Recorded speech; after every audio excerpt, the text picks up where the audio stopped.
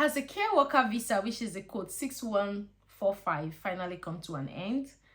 If you're yet to find out, stay tuned and watch this video right to the end.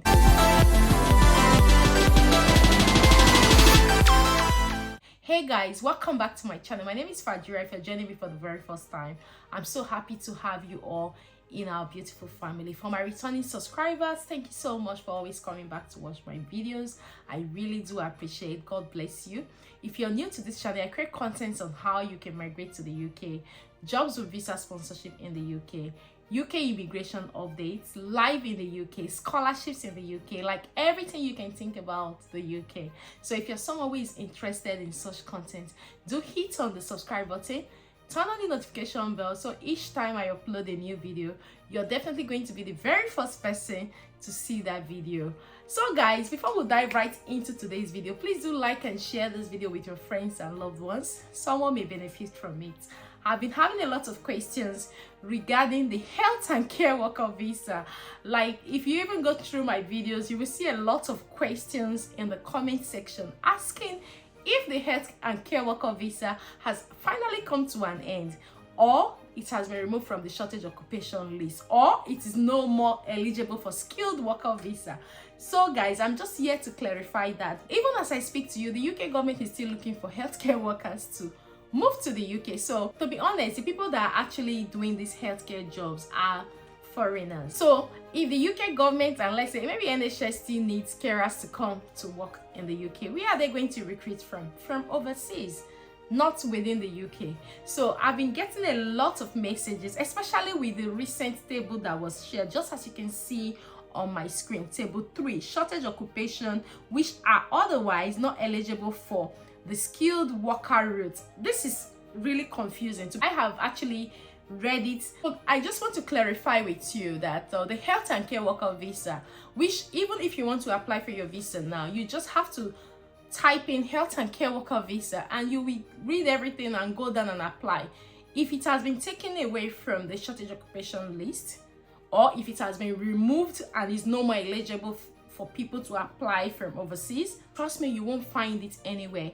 As I film this video and as I speak to you, people are still getting COSs with code 6145. This code has not been removed. I'm just going to share with you on my screen the skilled worker visa shortage occupations updated on the 7th of August. If you remember, a lot of people were waiting for the latest updates for 7th of August to find out the changes and all of that. I actually filmed a video about that, and there has been some little changes with dependent visa, which I will also mention in this video. But just as you can see on my screen, this is the skilled worker visa shortage occupations. All the jobs on this list are eligible for skilled worker visa. They are high in demand and they are actually looking for people that will fill in those spaces in the UK. So just as you can see, I'm just going to scroll down to show you that the health and care worker visa, which is the code 6145, is still on the shortage occupation list. And a lot of people have been asking me, oh Fadira, we heard that this code has been removed and what are we going to do? I'm still expecting a cost from my sponsor and so on. So just as you can see on my screen, code 6145, care workers and home carers, private household or individual other than sole traders sponsoring someone to work for their businesses cannot sponsor skilled worker applicants. I understand on this table now, reading what I've just read now, is shortage occupation which are otherwise not eligible for skilled worker routes. Now if you look at it, you can see note, private household or individuals other than sole traders sponsoring someone to work for their businesses cannot sponsor skilled worker applicants. So which means that for myself now, let's say I want to sponsor somebody on my own to come and work as a carer in my house, I cannot do that. That is what I understand by this table. If you have any other understanding, please do feel free to leave it in the comment section, because a lot of people are interested to know. So just as I read on that table 3, and if you come to this other shortage occupation list, it is still saying the same thing. So as a care company or a care agency, you can still sponsor healthcare workers, especially carers from overseas to the UK. If you remember that the salary for the care workers as at last year February was 20,480, and it was recently updated, just as you can see on my screen. The salary must be at least 20,960 per year, or £10.75 per hour. Now, this is the going rate if you're recruiting people from overseas as a care owner, or let's say as a care company and you're recruiting care workers from overseas. You need to pay them a minimum of £20,960 per annum, or £10.75 per hour. Now, if this has been taken from the shortage occupation list, like everybody is speculating and everybody is misinterpreting the other table, this going rate wouldn't have been there. To be honest, I've seen a lot of visa refusers because the employers did not update their going rates to a minimum 20,960.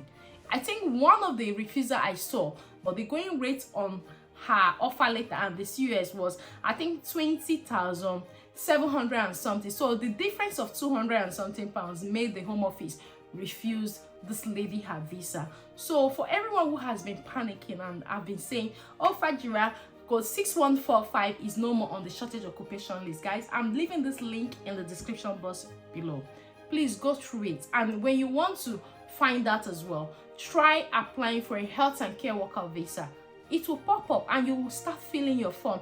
Now you can see on my screen, senior care workers, all jobs are also eligible, and a lot of companies are currently issuing the 6146 COAs just to be on the safe side. But trust me, guys, if this code has been removed, UK Home Office will not allow any sponsor to assign any COS that has this code to any overseas applicant. I know of someone that after the 7th of August that these changes were made, she went for her visa. She had the code 6145 and she paid for 24 hours service, and the visa came out and it was approved. So I would say, before you come to a conclusion that this has stopped or this hasn't stopped, please also do your own independent research. It has a very long way to go.